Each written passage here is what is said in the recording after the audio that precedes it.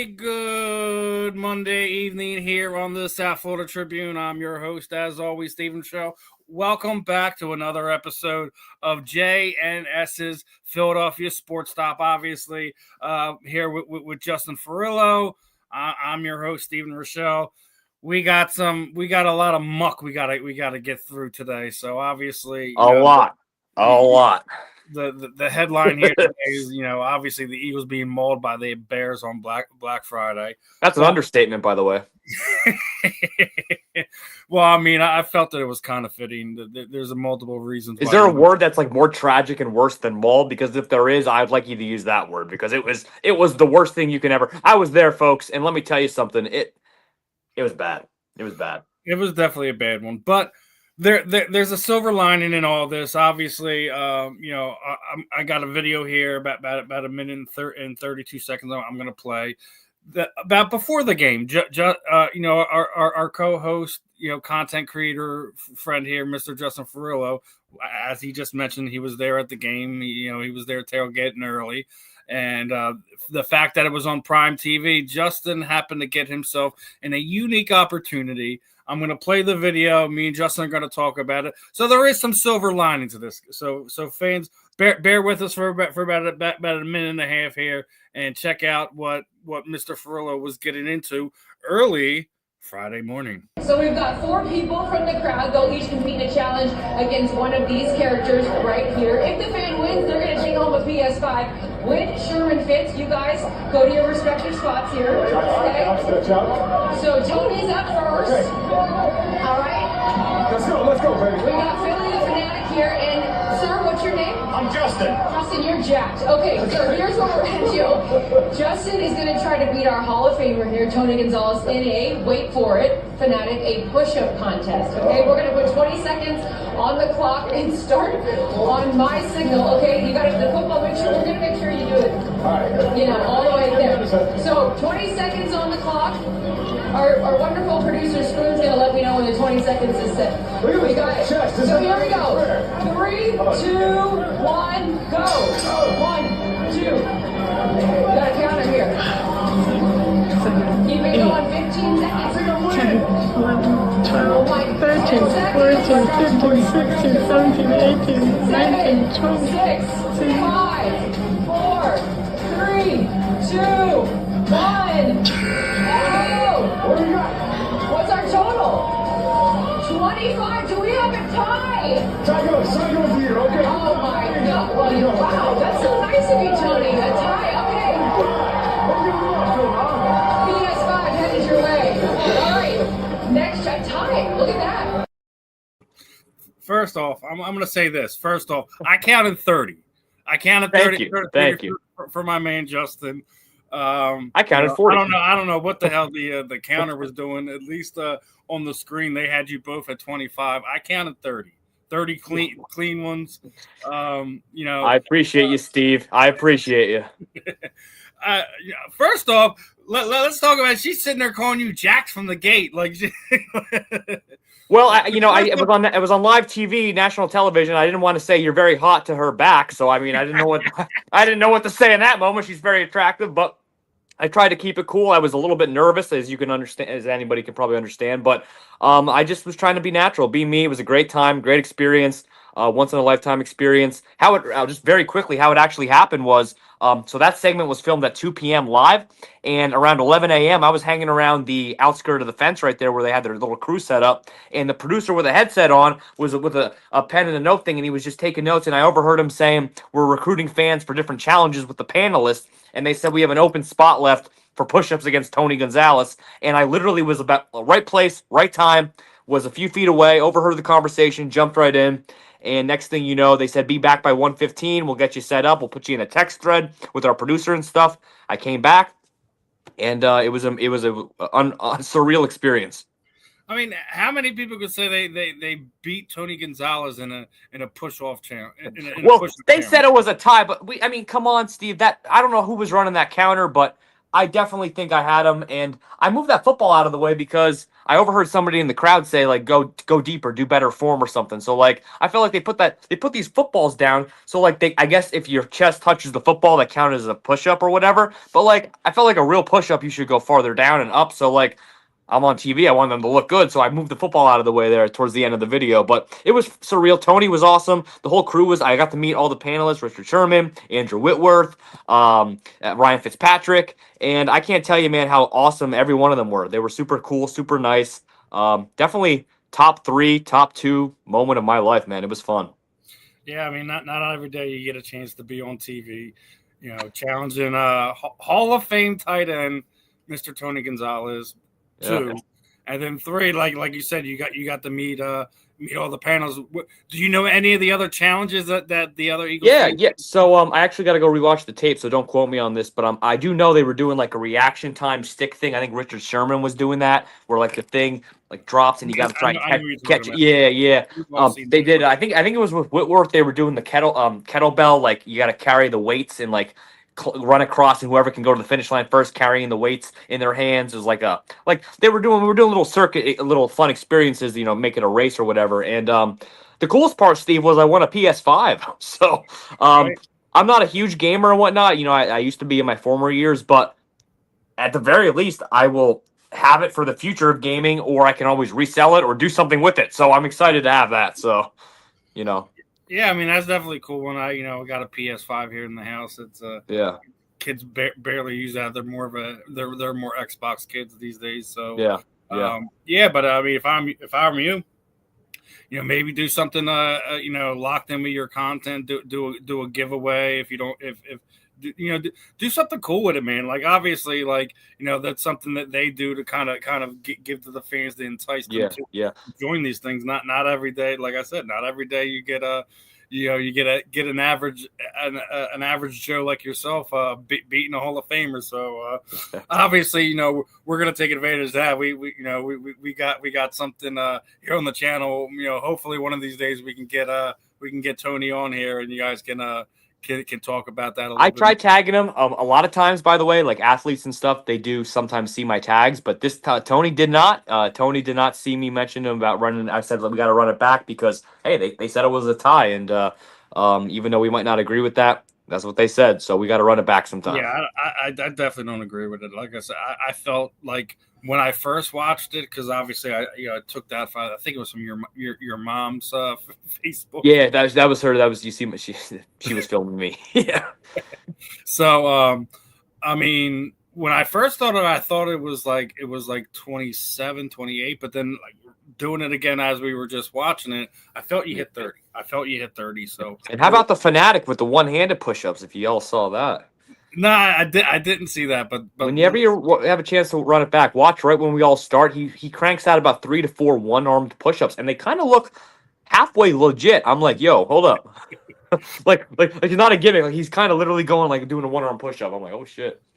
Hey man, listen, like I said, it's one of those things that for people who do go down there and tailgate and stuff like that, there's normally cool things like wasn't Jason Kelsey down there with his and they were doing, what was that? He was. If the day you thought couldn't get any cooler, I met Jason Kelsey. Jason Kelsey walked over from his tailgate. He had his New Heights tailgate there, which was awesome. A lot of fun activities going on over there. Actually, believe it or not, couldn't get a good spot over there to even go see him at all, really. So I was blessed and fortunate to be invited inside the Amazon little pen there because he walked over to the pen then, and I had a chance to meet him, get a picture with him and stuff. But super nice. I posted it to my page. I asked him his prediction for the game, and he's just went, he had a beer in his hand. He's like, Eagles, man, Eagles. But he was wrong, of course. But he's definitely the man, but he's totally just a man, Jason Kelsey. He's just like in fact, he was doing a belly bucking competition with fans there. He was doing cookout things and food. He was going in the crowd. He was just a normal dude, just having a good time with everybody. Hey, that's why he normally is, and I think that's why like we all identify with somebody like Jason because he's not, he doesn't have a big head about him. No. as big as he's gotten over the years, you don't ever see him do anything to the kind of like in that negative light. Like, people who are wrestling fans, there's a video that came out of Paul Heyman going through the crowd after Survivor Series and, pushes the kid out the way. I don't know. I saw that. I don't know if that wrestling is funny because you don't know if that's a work or whatever. You don't know. Yeah. So, like, I take that with a grain of salt. Like, you never see those situations with Jason. Even if he has those type of negative situations, everyone knows, like, right when they first launched the podcast, he was in New York for something, had some crazy giveaway, like autograph hounding him. He was blowing him off, and the dude was, like, recording him. It was this weird situation. Yeah. Jason left and came back and gave him his autographs after everything said and done. But it was because Jason wanted to give him a piece of his mind, but in his own way.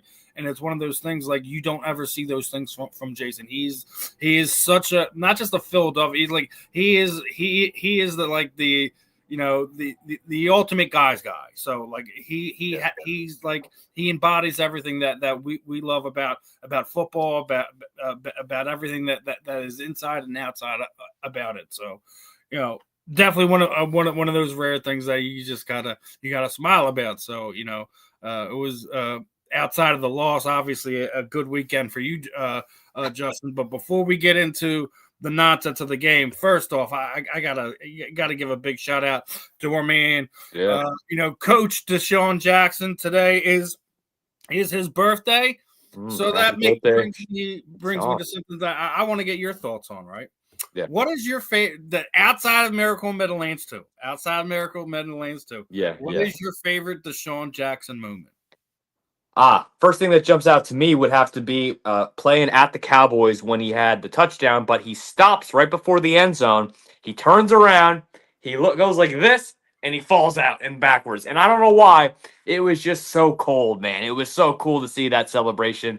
And that was like or hold on, I might have to overrule this. The Monday Night Massacre. That's Washington. Mine right there. Absolutely. Washington. I might have to. Massacre with him and LeRon Landry get into it. Yes. They were getting into it pregame. This is the reason why they separate the teams. No one's allowed to cross into the other side of the things. Yes. It's because of that game, because there was almost a melee before the game. Yes. And then we get the ball first, and literally Mike Vick and Deshaun was just like, we're taking a shot at the jugular. And I think it was, what is this? It was a 78-yarder right off the gate. I mean, that's a Deshaun Jackson memory, but it's also half Mike Vick because that was an amazing throw, Yeah, that was a good game, the Monday Night Massacre. Those are probably my top two as well. I mean, it's hard, man. There's a lot. That's a great question, actually, Steve. I have to think about it because there's a lot of highlights, and I mean, I'm trying to think of like he has the most 50-yard touchdowns. He has the most 70+ yard touchdowns. He's caught 50-yard touchdown balls from Vic, from Cobb, from Hurts to Carson Wentz. He just about everyone who's a name of note here over the past 15 to 20 years. He's caught a deep ball for. No one has more deep balls than him in NFL history. I hope when it's his time that I don't think he's a first ballot Hall of Famer just because I don't think he quite has the numbers, but just his impact on the game as overall, though the deep ball threat that he was. I think so fast. His speed was unmatched, man. He was so fast. He was something else, man. One of the few major prospects out of Cal University. It was a big thing when we signed him. And they say he's now the heir apparent to Deion Sanders. He's like the new Coach Prime, kind of. Yeah, but I mean, mainly because of obviously Mike Vick didn't have a great year his first year at Norfolk State, but he I think it was like he's had more wins this past year than they've had in like the past 5 years. Right. So it's like it's one. You love what he's doing there. I hope that he continues to do it. I hope he's better than Prime, because a lot of people feel like that.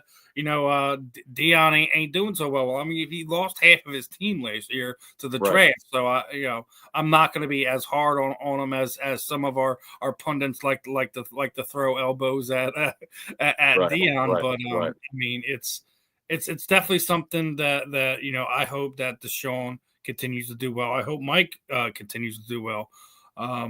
Even more so is as we talked about Dion, he just lost his running backs coach because Marshall Faulk took an HBCU job as well. So we're seeing a lot of guys from that early 2000 era taking jobs. Yep.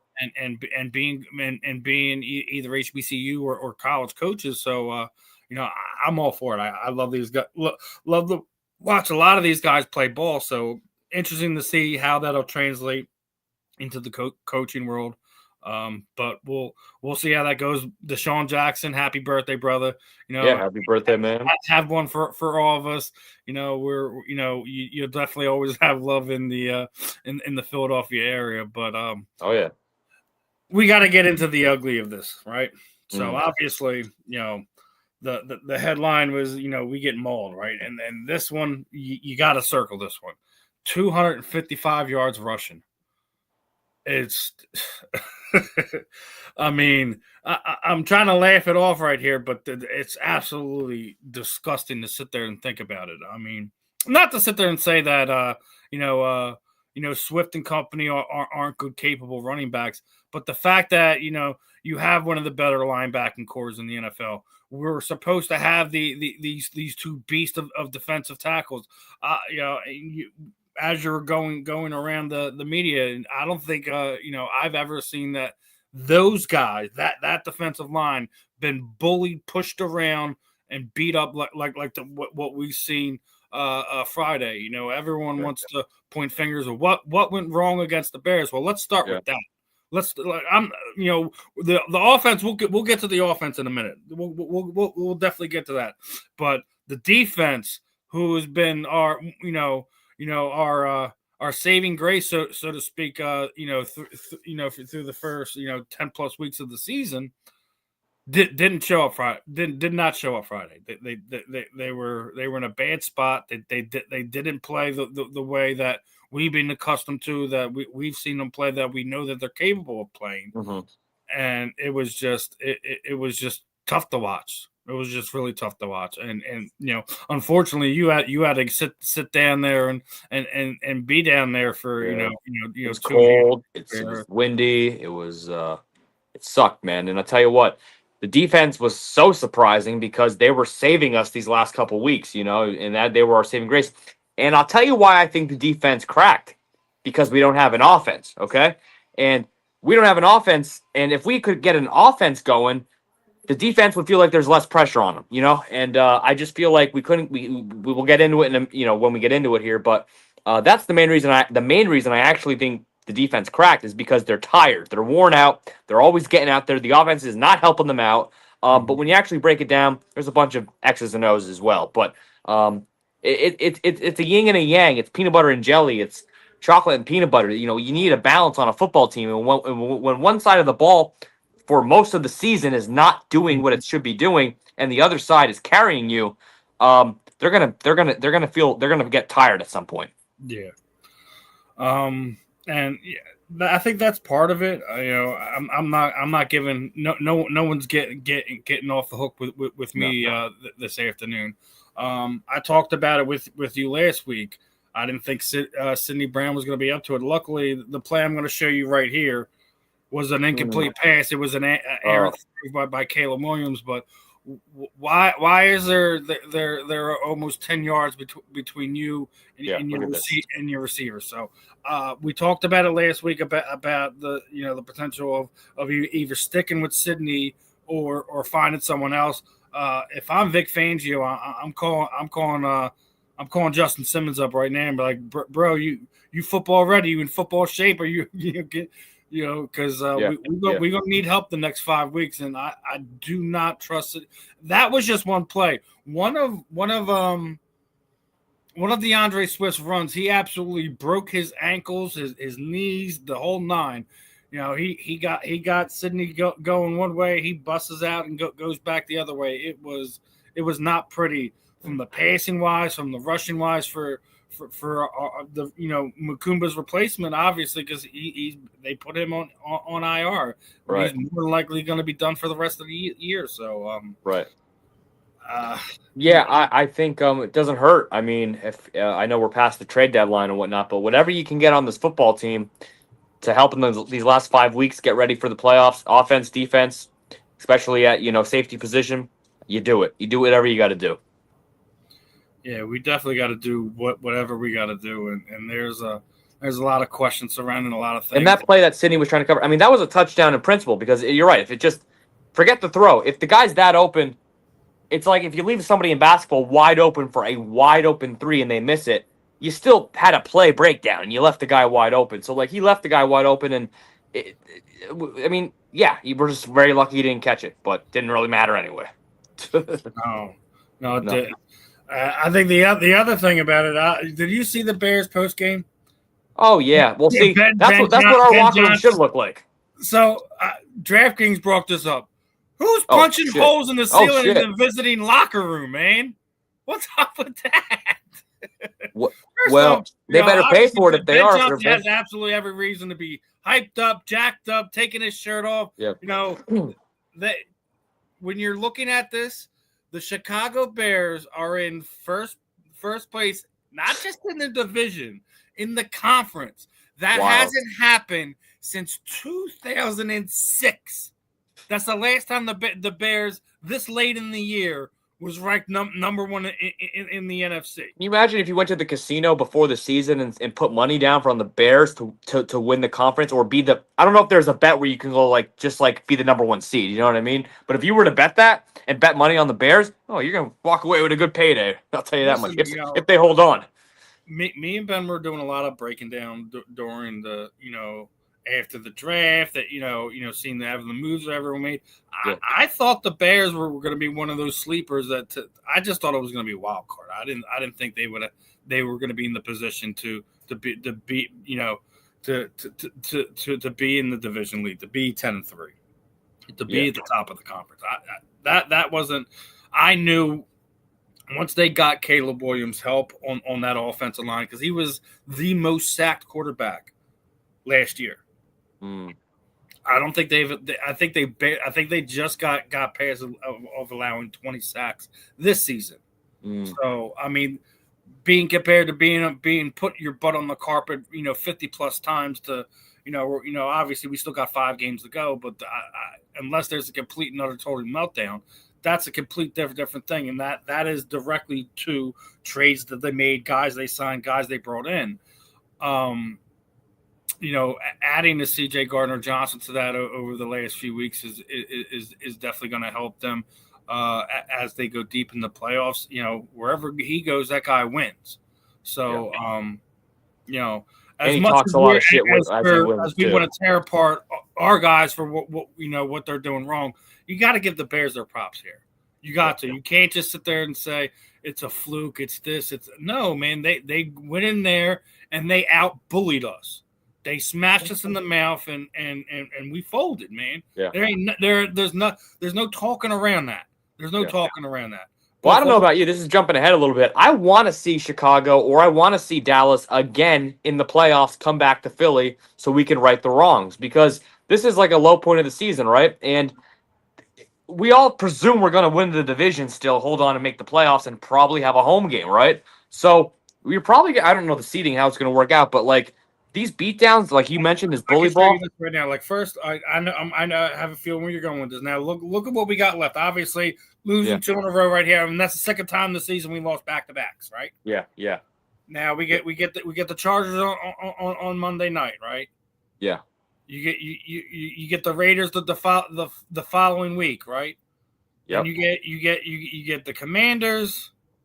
The Bills is gonna be a rough one. I don't care what anyone says. But you have the opportunity to only lose 2 more games the rest of the year. The Raiders should be a win. Both the Commanders games should be a win. Yeah. even though you could say that they could split that, you never know. But you absolutely have to start righting the wrongs next Monday night. It's a tough one. Yeah. Now you're looking at the seeding now. This is the way everything looks right now, right? Chicago's in the lead. The Rams fell to Carolina, which Eagles are at 8-4. Tampa's in there. Seattle is in there. They could flip flop with the Rams. You never know how that's going to go.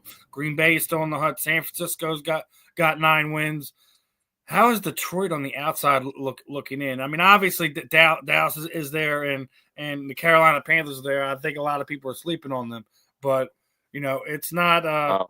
NFC is loaded though, man. It really is. I felt like that it was going to be tough to run it back just because of knowing where they are and everything. And Rams are playing with a house because they got 2 first-round draft picks next season.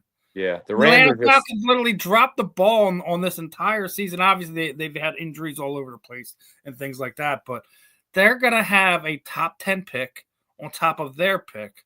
So they're in a unique spot. Like we're talking about Howie Roseman doing great things. The Rams got themselves in a nice position to potentially have 2 seasons, this season and next season, where they can absolutely go all in and try to get Matthew Stafford another chance to make it to Super Bowl, win another Super Bowl, etc. So I think when we look at things, obviously the Bears are going to be tough to deal with, but the Rams need to be taken seriously over the next few years. I thought that's who we were going to be going neck and neck with this year. We have the tiebreaker over them so far, but that means nothing, especially if they wind up finishing with a better record. They wind up with a 2 seed, and we lose the home field advantage. Right. We've beaten them. We've beaten them in that stadium. We do play well on the road. All those things are great, but there's a lot of questions surrounding everything that's going on right now. And I want to get to a couple of these things on the offensive side of things, right? We talked about potential of doing this. First off, I want to get your thought on this. I'm going to play a video. One of these fans have gone way above and beyond when it comes to trying to get Kevin Patullo fired. Here's a 38-second clip. I'm going to get your initial reaction to this afterwards. Montgomery County 911, what's the address of the emergency? I would like to report a terrorist operating out of Philadelphia, the NovaCare Complex Center. Goes by the name Kevin Patullo. Okay, the emergency is in Philadelphia? Yes, the emergency. He is operating. Okay, you would need to look up their his current whereabouts is AT&T Stadium in Dallas, Texas. Yeah, just take your time whenever you get to it, but just remember the name, Kevin Patullo. Kevin Patullo. Thank you for your help today. Please, he needs to be called. You're welcome. Bye-bye. Well, he's going to probably get a follow-up call, and he's not going to like it because you can't prank call the police like that. But, wow, that is Philadelphia fans for you. That was our Eagle fans. Now, and I'll tell you, I'm going to add a little bit more context in it because not only was that done, there's been reports that Eagles fans have found Kevin Patullo's house. And they've been throwing rocks at his house. So or eggs, not only are trying to get him arrested by the FBI and calling him a terrorist. We're now assaulting him, literally, and his property. Yeah, it's getting a little crazy. You can't do that shit, man. You can't go to someone's house and throw rocks. That's just getting carried away. Come on, man. But I love my Eagles. You got to go though. But I mean, I'm a passionate.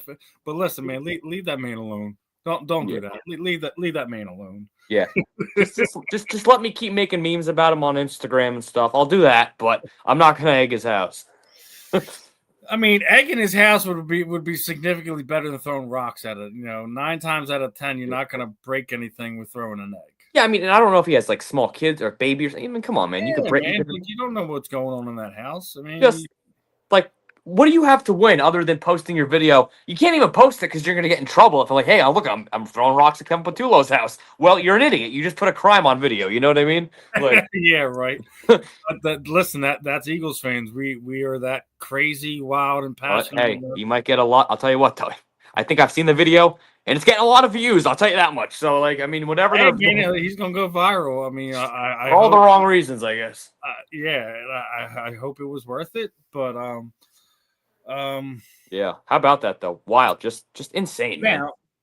Now I'm gonna pull up Ochos and Shady McCoy talking to CJ Gardner-Johnson after the game. Here's another 38-second clip for you guys, so buckle up.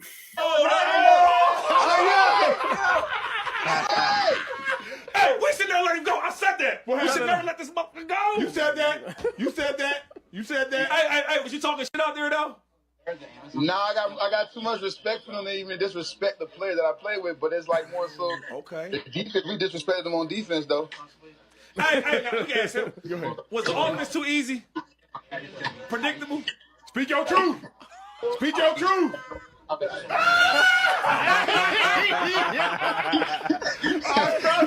we gotta go. Man. We gotta go before we get in trouble. You gotta love Shady. You gotta love Shady, but we all love CJ Gardner-Johnson. He always does speak the truth, speak from the heart, and obviously he's got a lot of love for what he does, what he's done here in Philadelphia, his teammates and stuff like that. So he's not going to throw anyone under the bus, but the wink says it all. The wink says it all. Obviously, there's one more video I'm going to get to, but we're going to talk a few more minutes before I pull that part of it up. I seen a couple things go through, and first off, obviously, like I said, we're going to have to address this. As of right now, their last 6 quarters, we've been outscored 48-5. The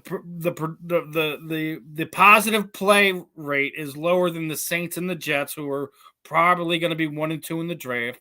And obviously, Justin was probably a part of this. This team was booed off the field at halftime. Obviously, only trailing by 7 points, but they've been leaving much to be desired there on offense. I think we've talked about it over the last few weeks. I felt like it has been a little bit of everything, right?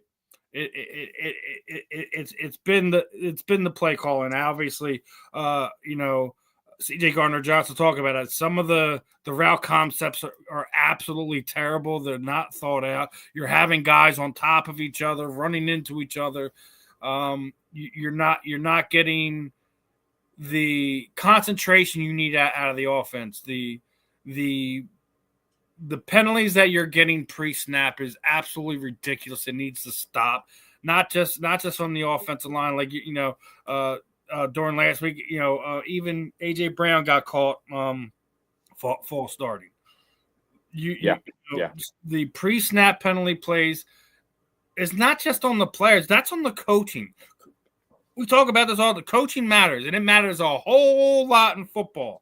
You cannot consistently have all these penalties and just blame the players. Yes, right. the play calling leaves much to be desired. Yes, the route concept leaves even more to be desired.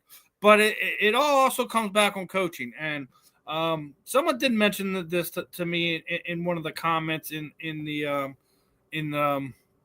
one of the videos, was talking about the fact that it's not like we can just turn to Nick Sirianni and have him call plays, because we've already done that, and it's already cost him. It's already cost us. So it's one of these things where you already know what that looks like, and it's not that great either. So you're really left with limited options when it comes to what you can potentially do to fix this.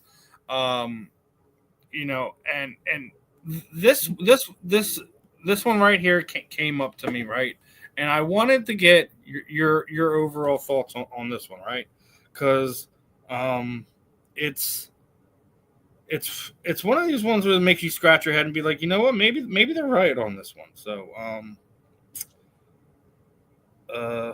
let me pull this one up, right? So when we're looking at the Eagles' offense and reasons why we could potentially be seeing them playing this bad, right, is the fact that you talked about the 90%, almost 100% of the starting offensive players have recently gotten huge long-term contracts. 100% of the starting offensive players have obviously a Super Bowl ring. 75% of them have advertising deals, both local and national. AJ Brown, Jalen Hurts. We've seen Saquon's videos over the last few months. So the goal for most of the players they've already accomplished them, right? You're Make getting money and win a ring. They're getting generational wealth. They competed and were victorious on the biggest athletic stage in the world. The focus has expanded into other ventures outside of football. The fact that they're on the phone with their business manager, agent, PR representatives more than their coaching is there's no real incentive for them to succeed this season. And as he said right here, and it's showing on the field. Can you tell me he's wrong? Well, by the product on the field, I can't. I certainly can't disagree with that comment or that gentleman. But I'll tell you this: it's the definition. It's the old cliche: Super Bowl hangover. I mean, you win or just being hungover in general. You win a Super Bowl, and then that guy's right. I mean, they won a ring. They're super high paid now. They're doing advertising deals. They're on every billboard, every commercial. It's hard to have that same hunger when you've you have all that hunger to accomplish the one thing you finally get. So once you get it, I mean, it's kind of like we're as fans, we're hungry, but like when you're a player and you have like you said, the generational wealth, and I mean, really, it's they don't understand the hunger for it, the passion, so it's frustrating. On my TikTok, they're like, we need to bring Doug Peterson back as an OC next year. I already talked about that. So we've already talked about that last week. Now, this is going to get me into the next part of this next video. I'm going to pull up right here. It's a clip from our one of our other former Super Bowl winning champion MVPs, Nick Foles, and his thoughts on what's going on with Philadelphia and what he feels like seeing through his eyes. So let's give it a minute and a half to Nick Foles. So like Jalen Hurts, I do not know this, but what I would recommend is in the huddle, if there's games going on talk to your guys. What do you like? I'm talking the receivers. Listen, receivers are always going to say a play that you have to take with a grain of salt because they want the ball. But sometimes there's going to be a gem in there like, it's actually a good play call. I mean, even Jason Peters one year, but man, what about that wide throwback? And it's JP. I'm like, coach, I went to Doug. I'm like, hey, JP wants wide throwback. You don't have to do it, but Jason wants it. Yeah. Let me know if you want it. I just want. He's watching me right now. Walk over to you to ask for wide throwback. It's up to you. There's times that players know what will work. So this is now turned into, with where their offense is right now, a figure this out by committee. Players, coaches, everyone sitting down. Jalen Hurts, A.J. Brown, Devontae Smith, Saquon Barkley, Cam Jurgens, Lane Johnson, Jeff Stoutland, Kevin Patullo, Nick Sirianni, everyone get in a dang room, an offensive room, and say, who are we, what do we want to be, and figure this thing out. Because if we keep going out there day in and day out and doing what you're doing, you're going to get beat. Your defense is holding you together. Your offense is playing. It's not good. But the personnel and the players, and I know the guys in that building, I know the culture, they have it all there to do amazing things. And thank goodness Jalen Hurts is protecting the ball because they're in a good position right now. But let's all humble ourselves. Let's leave our ego at the door, and let's go do this by committee and figure. If they do that, they will literally start blowing the brakes off the points and everything. But it's going to be a by committee, a team coming together and creating a moment for them. Now that's. I just want to run through a wall for Nick Foles. I think most of this city would still run. Now, we were just talking, obviously, like I said, my chat over here was talking about Doug Peterson. I mean, you talked about the potential of Doug Peterson earlier, just to have him as a consultant, just somebody to someone else to outside of the Sirianni bubble to give them some type of other insight, other voice in the room, that another adult in the room, so to speak. However you want to word that, but I'd love to see Nick actually get into some coaching. Maybe him be an offensive coordinator, something like that. I mean, obviously, 99.9% of Philadelphians would absolutely run through a wall for Nick Foles, and then some. Yeah, I mean, he could be like the worst offensive coordinator ever. I mean, he can't be worse than Patullo, but he could be the worst, but we don't even care. Like Nick Foles as an offensive coordinator, sign me up right now, dude. I mean, he seems like he would actually probably that's a good point. He should get into coaching because I agree. I think he'd be a pretty good coach. He seems like he not only would know X's and O's, and those guys that are backups are tend to be the guys like Doug Peterson that go into coaching. So I'm curious if that's something he wants to do. Yeah, but as my guy in the chat, he's still staying with the Doug Peterson thing. Doug's a quarterback whisperer, and Jalen Oh needs yeah, an OC stability. Here's the thing: why I think another reason why I'm with him with the Doug Peterson thing is that you need the guy that's going to be here more than a year. He's already doesn't have no longer head coaching aspirations. It doesn't matter if if Kansas City's gonna lose their coach, or Pete Carroll's gonna retire in Las Vegas, and they're gonna. It doesn't matter that he just wants to be here, be with Jalen, be with Nick Sirianni, be in the city of the. We're really lucky with Vic Fangio right now. We're really lucky. So he's already been there. A guy like Doug, it would give them that.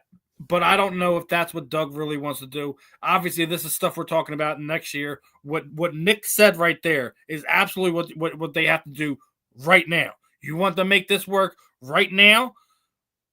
All you guys get in the room and you find a way to get on the same page. Scheme-wise, execution-wise, cutting the freaking pre-snap penalties out, all that nonsense. All of that. Yeah, it almost feels like that's a great point by Nick and whatnot, because it almost feels like it's like businessmen as the players on one side and then the coaches over on another side, and they're not coming together. It's like Kevin Patullo, when you see them in their the press conferences and whatnot after the game and whatnot, post-game thoughts and all that, you always feel like Kevin Patullo is the the outcast kind of. And I don't know if that's really true or not, but like Nick said, they all got to get in a room and literally say like, "Hey Kevin, we see the memes on social media and stuff. We know we don't want you getting the blame anymore. We want to help you out. We don't like some of your play, but this is what we want as a player, as Devontae Smith, as AJ Brown. This is what I like to run. This is what I want to do. Are you open to doing that? Because I don't understand the chain of command really how we have it at the Eagles. Is Jalen overruling at the line of scrimmage? Is Sirianni overruling Patullo? Is Patullo just calling all the plays and Sirianni's rolling with it? We don't really know the details of that, do we? I guess so. Yeah, I mean, I agree with you there. You don't know what the pecking order is. We do know that on several occasions over the last handful of years that Jalen does have a kind of thing where he can go off script. He can do whatever he wants. Yeah. We've seen it a couple times this year. Everyone's going crazy off that hot read that he throws behind Devontae. We're looking at everyone's talking about the other side of the field. I think Kurt Warner did a really good job of breaking down what was going on in that play, what should have happened, what they need to do to kind of fix those things. I'm not going to murder him over that, but there was other throws that Jalen has not recused of blame either, just because he's doing a great job protecting the ball. I'm not going to recuse there. He is missing stuff. He is missing stuff where last year he didn't miss stuff. Mm-hmm. And we can't expect, he's a human being. He's not a machine. It's one of these things. Like, I'm not going to listen. They all take blame. Nick Sirianni takes blame. Kevin Patullo takes blame. They all the offensive coaches takes blame. But it's one of these things where, and then you get the other side of it. Everyone's like, oh well, AJ Brown's been complaining about not getting his stats, and they're 0-2 since he's been getting his stats. That's not why. Let's put that to bed. That's not why they're losing.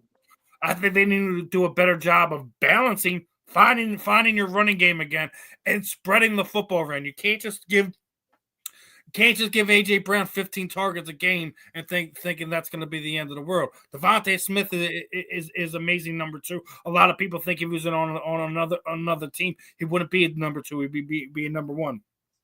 There was a point in time in this season where Dallas Goedert had the most receiving touchdown in the NFL. He is a legit top 5 tight end, in my opinion.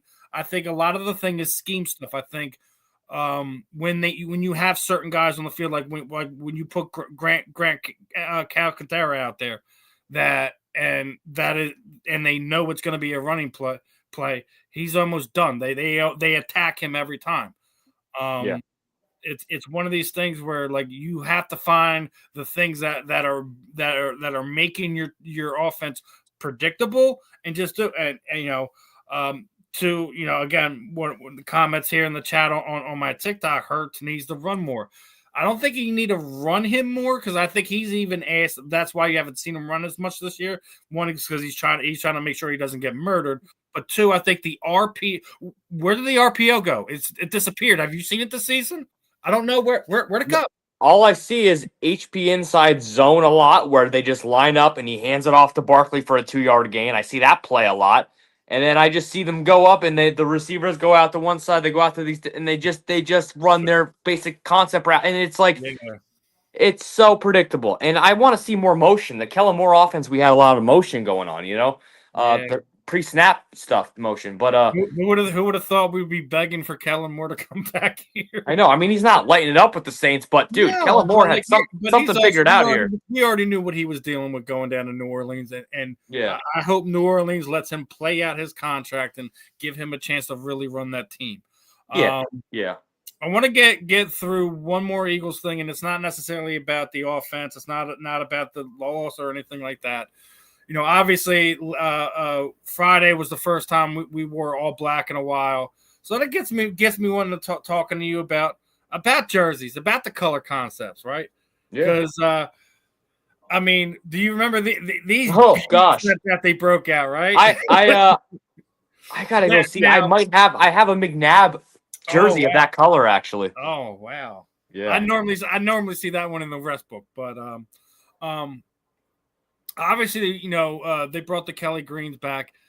Do you want to see them in black more? Would you like to see? Would you like to see the Bumblebees return for a game or two on a rare occasion? No to the Bumblebees. On the NFL limiting when you could do certain jersey combinations. You said that the NFL ruled that they're limiting now. Well, yeah, no, we can only play. There's only X amount of games a season where we can do like Kelly Green and things like that.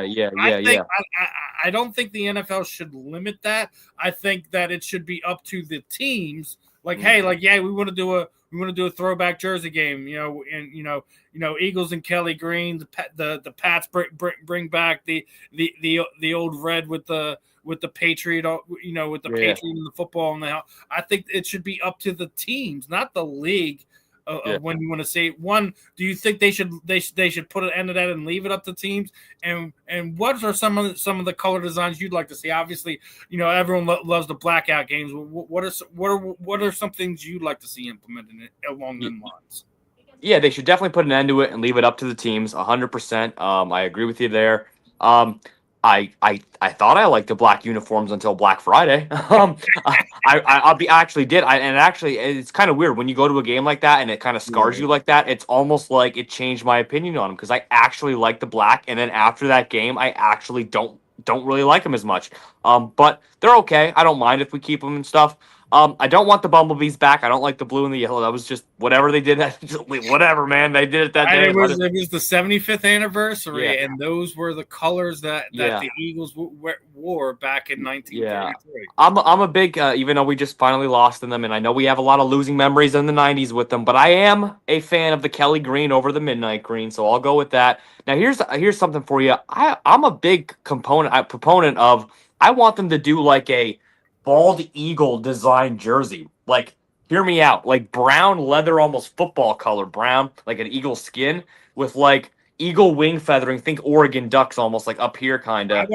I want to see all midnight green. We haven't done that in a long time. All midnight green. All right. Like helmet, jersey, pants. We ain't seen that in a while.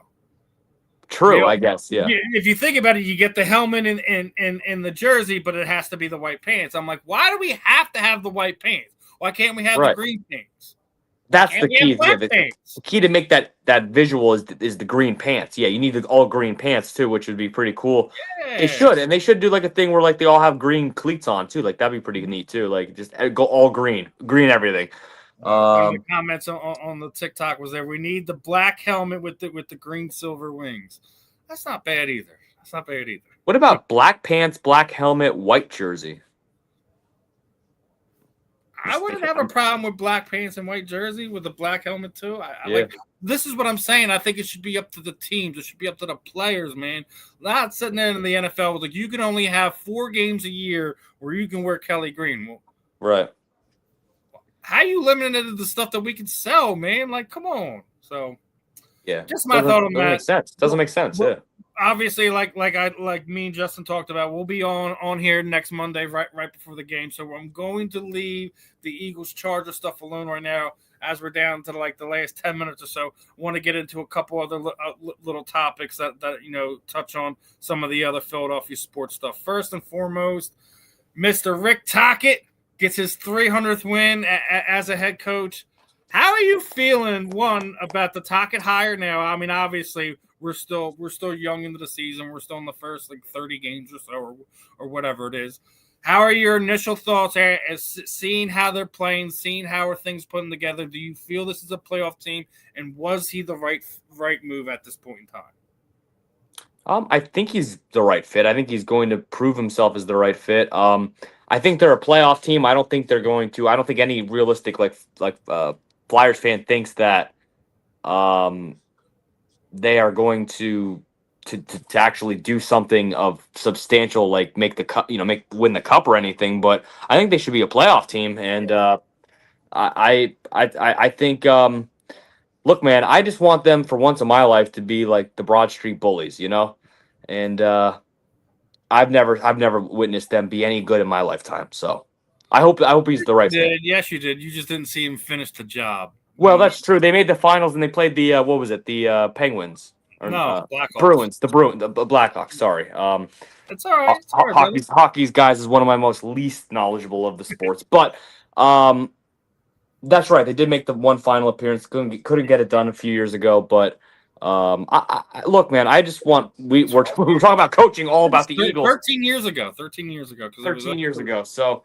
Yeah. Look, that's 13 years of not getting back to the cup. So, I just hope that he can get the job done and that's the ultimate goal. That's the ultimate goal. Wanted to throw some hockey in there. We don't get a whole lot to talk about it, but love Flyers. Would love to see them get back to the glory days of the Broad Street Bullies. You thought that the Legion of Doom would get it done. You didn't get it done. So hopefully Rick Tocchet brings back that fighting ways. As I already told you, they brought in bare knuckle boxers to go sit there and go through a lot of the Flyers with fighting and certain techniques and stuff like that. So you're going to see a meaner team on the ice. Good. That being said, I got to talk about the Sixers and some of the stuff going on, right? I don't know if you heard about this, but Joel was being punished by Nick Nurse for whatever reason. And, I think it was like he was benching him, not for a whole game, not for the rest of the game, just for the rest of this, rotation that he's had. It was sitting him down for 5 minutes. And apparently Joel Embiid took some likings to us and walked out. Came back, for the rest of the third quarter. I'm not sure, how much longer that was, but walks out. Did return for the fourth quarter, and him and Nick Nurse did not speak the rest of the game. You could take that for whatever it's worth. Me and you have talked about it before. I think the process has failed point blank and period. And I know a lot of us love Joel Embiid, and we want him to return to that MVP form. I don't think it's a real possibility, and I think right now, you need to start entertaining the idea of moving on for him and trying to find the best package available to get him out of here. I love Joe. I think he was the heart of this team for the better part of 10 years. I think it's time to go. I think reading the tea leaves, reading the room, however you want to talk about it. Love Joel Embiid. Love the man that he is on and off the court. But at the same time, I think it's time. I would actually unfortunately agree. I do think it's time, and I never thought I'd say that because I always thought he was the centerpiece, no pun intended, that you build around for your whole future. But he's not. Look, man, as a guy that's already pretty injury prone, he's kind of past his prime. Okay, he had the MVP. He's only going to go, if any trajectory, probably in the opposite trajectory, or will be a flat line for a little bit. But he's not going to get any better at this point. And he's already going to have every year he has something. He's already on this load management nonsense this year and whatnot. I mean, of course, I would like to see him and George and Maxey and Edgecombe all healthy and in the playoffs and give it a run for its money. But you're right, man. If you can get the best bang for your buck and you build around Maxey and Edgecombe for the future and you get first round pick and a star player for Embiid or 2 star players or some superstar player or something, and you could package up a deal, Embiid and some picks for Giannis Antetokounmpo or something, man. And he comes and you have Giannis Antetokounmpo, Maxey, Edgecombe. I don't even care about Paul George at that point. Come on, man. I mean, that's what you got to do because guess what? Giannis Antetokounmpo, I feel like is a winner. Well, he is a winner. Okay, he's already proven he can get the job done. He's a little bit more youthful and vibrant than Embiid, and a little less injury prone. So, I mean, that's a deal I would make in a heartbeat. So, I love Joel Embiid for forever. I mean, whenever you think back on Philly sports, 300 years from now, you'll remember the Joel Embiid era. But it's an era that's not finishing the job. So. And that being said, on that note, I came across this little tidbit about part of the members who was a part of the process. Do you realize that Ben Simmons' entire career has happened, and we still have Stranger Things, which is a TV show on Netflix that has lasted longer than Ben Simmons' career. If you would have told me when we drafted him number 2 overall. What was it? 2015, 2016 draft. 16, yeah. Stranger Things would still be on air, and Ben 17. Simmons would be out of the NBA for all lack intensive purposes. I'd have told you'd be crazy. I know. Remember, I mean, close your eyes. Remember the time in Philly when it was Carson Wentz and Ben Simmons and Joel Embiid and there was somebody in the hockey realm too. You might know the names, but it was like they were like on a poster. Or they went to the Rocky Steps and recreated the famous Philly picture or something like that. And it was like, or maybe it was, I don't know, it was Jahlil Okafor back in the day. I forgot who it was. But anyway, it's just like you look back on time now and it's like, wow, dude, like you're right. Like what? You just never know, man. You just never know. We never knew that Jalen Hurts was going to be the guy when we had Carson Wentz. We got him in the second round of that 2020 draft. I was on another network. We were doing the draft reactions. The second round pick came in right after we gave him the contract, and I was like, what the bleep are we doing? Yeah. You just gave Carson Wentz $100 million and you blew his second round pick on a project quarterback. Like, what are we doing? We need to get more weapons on offense. We need to get stout guys on. Like, what are we doing? I was tearing to pick apart. He winds up taking us to two Super Bowls and winning one and becoming an MVP in one of them. He is a culture changer. I don't care what you say. You can pick apart what he does on the field all day long. He's never going to be the poster child in the in the mainstream media, but no, he should definitely get more respect from some of the media members here in Philadelphia, and we can beat that drum too all the live long day long. Closing this one out on a baseball one, right? So obviously, me and you'd already talked about it, and it looks like it's coming to fruition that we're going to wind up actually signing JT Realmuto before Kyle Schwarber. And the fact of the matter is right now, Kyle Schwarber and the Phillies are nowhere near to having anything done, and it does not look good. So when you're looking at this potential free agent list, right, the power hitters, so to speak. Yeah. Who do you think that the Phillies would go after? Is it Kyle Tucker? Is it a Pete Alonso? Do we bring in Dante Bichette's son, Bo Bichette, who just came off a World Series attempt with the Toronto Blue Jays? Is Cody Bellinger the guy? Do we bring in Alex Bregman, the former Astro and Red Sox? Like, who would you, if we're not signing Kyle Schwarber, you take him completely off that list? Who is your guy that you feel that would replace that? Be a DH, be a platoon guy, etc. That could help this team get over the hump in this next upcoming season? I like actually Bregman. I think that's actually a pretty solid name. Pete Alonso is interesting. Well, first off, you take him away from the rival Mets, so that's always a good thing, or whoever, depending where he wants to sign back. We don't just take a guy just to take him away from the Mets. I'm just no. But we always hate the Mets. But that'd be interesting. Pete Alonso.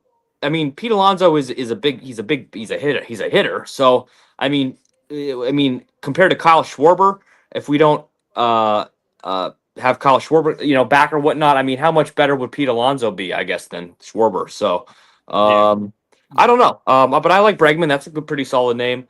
Here's my thing. I do like Bregman. I'm not on the all in on the Pete Alonso thing. I do think Bo Bichette is interesting because from what I was hearing among the rumor circles of the Phillies, that they're going to try to move guys that have big contracts, right? Right. So that leads me. Obviously, they've been trying to move Nick Castellanos, and it hasn't worked, right? Yep. So the other obvious option would be Trey Turner. So if you trade Trey Turner, wouldn't that give you the option to bring in Bo Bichette? I'm following you. I guess so. So, obviously not having to spend, $100 million per, right. on a guy over a 3-year period of time would be beneficial. Obviously, as we talked last week, both Schwarber and Ranger Suarez turned down qualifying offers from the Philadelphia Phillies. So you're gonna have to replace pitching as well. There's a I know you're not going to return all these guys money wise, and even the other side of the thing is this time next year, collective bargaining agreement is going to be up too. So you have to be careful how you do things now, because there could be a potential of cap situation and stuff like that thrown into the collective bargaining agreement. So they have to be very careful what they do this offseason. If I'm a betting man and it's going to suck, I don't think Kyle Schwarber's coming back as a Philly. I don't. I think another one of those tea leaf type situations. I hope I'm dead wrong. I do. I hope, because not having Schwarber here is going to suck. He's been absolutely amazing here. His last 3 years here in Philadelphia. He's ingrained himself into the culture of the tri-state area. So it would definitely hurt to see him walk away. The only way I would want to see him leave is if he's going home. He's going to Cincinnati. Is the only way I would be okay with him leaving. I mean, if he goes as the Yankees, the Boston, or something like that, I would just be the Braves or the Mets or something. Oh my God! I don't think he would go. I think that he's been here long enough. I don't want nothing to do with that. Yeah, because I think at the end of the day, he wants to keep the fans that he has in the Philadelphia area. So, hey, who knows? We might have seen our last Schwarbaum. You don't know. That would suck. That really would suck. I mean, we'll still see Schwarbaums, just not here. Not here. You know what I mean. For our Philadelphia Phillies. Wow, I would be upset because obviously they have a little thing with Schwarber going there. But no, he has so many food items in the city. The Schwar this, the Schwarbaum this, the Schwar burger, the Schwar biscuit, the Schwar brochet, the Schwar barbecue sandwich. So as we ready to wrap this one up, anything you getting into over the next week? Obviously, you do a lot of stuff. The Philadelphia, card show is coming. I believe it's the 12th to the 14th. Yes, well, I will be appearing there. I'm not sure it's a 3-day event, but I'm definitely going to be going there to try to get some autographs, meet some people, see the expo one of those days. But on December 13th, actually, I will be spending the day with Seth Joyner, actually, Eagles Hall of Famer Seth Joyner, and be going around the city of Philadelphia and surrounding suburbs. This is a long story, but I know his manager and whatnot, and they invited me to do media for the day, content. We're giving out holiday gifts, like giveaway, to different housing and families and whatnot. I don't know all the details yet, but we're going to go and travel around with Seth Joyner on December 13th and give out some holiday surprises to some unsuspecting families in the area. So there you go. Seth's awesome. Yeah. Another great one. Met him more than a handful of times. I think he follows me in a couple different social media platforms. So always love Seth. Hopefully, we'll get him to slow things down just enough to hop on one of the programs here we have here on the South Florida Tribune. But yeah, that's definitely an awesome thing to do. Obviously. So I guess that I would assume that either the 10th or the 11th, you would probably be go or even the 13th, you'd probably be going up to the Philadelphia Card Show. So yeah, one of those days I'll figure it out. I'll work around that. But if you're going down, Steve, we'll definitely link up if we're able to. Probably won't be able to listen. Taking care of my mom's for first and foremost right now. So yeah. So I can get somebody else to come be here with her. It's probably not going to be in the cars with me. Maybe I could send you up with some stuff to get signed for me. Hey, I'll do what I can. I understand. It is what it is. But again, another fun one here. We will be back here same time next week. We will be breaking down Eagles Chargers. So everyone enjoy the beginning of the holiday season. It's December 1st. We got a month to go of craziness as we get ready for Hanukkah, Kwanzaa, Christmas. Obviously, whatever it is that you wind up celebrating. Make sure you're celebrating with us here on the South Florida Tribune. This was another fun one in the books. I'm Steve. That's Justin. This was another episode of the JNS Philly Sports Stop. We will see you guys next week. Peace out, my friends. Out. Go Birds.